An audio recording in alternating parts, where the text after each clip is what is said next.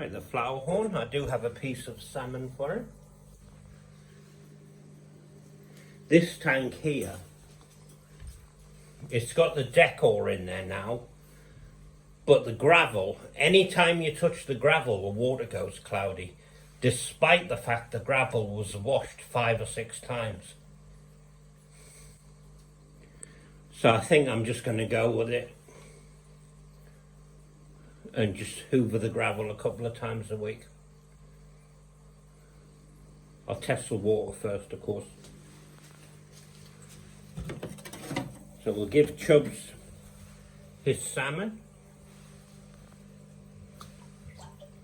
And he's on it. Quicker than a fat kid on a donut. But he's fucked up his Titanic as usual. I did get the Titanic for there too. And some plants. They'll probably pull them up. But I just thought it added a bit of something else, you know.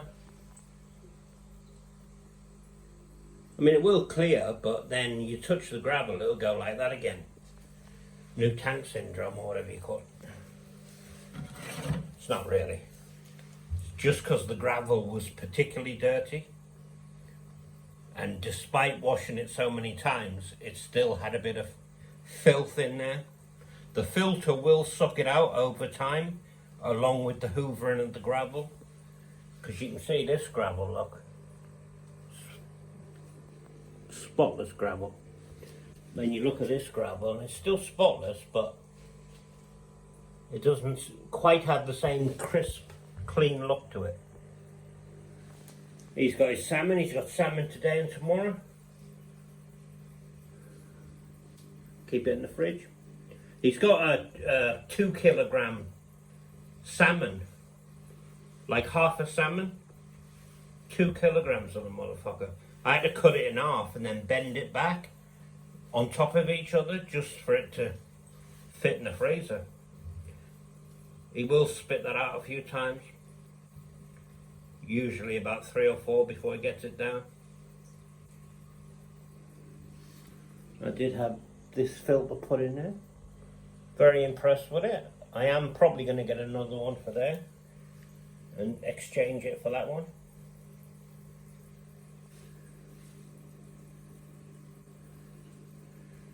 But yeah, we need to test this water.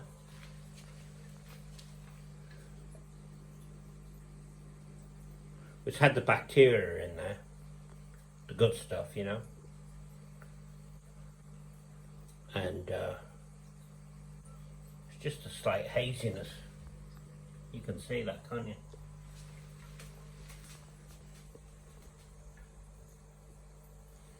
You know, I did think to myself, this is a nice big tank.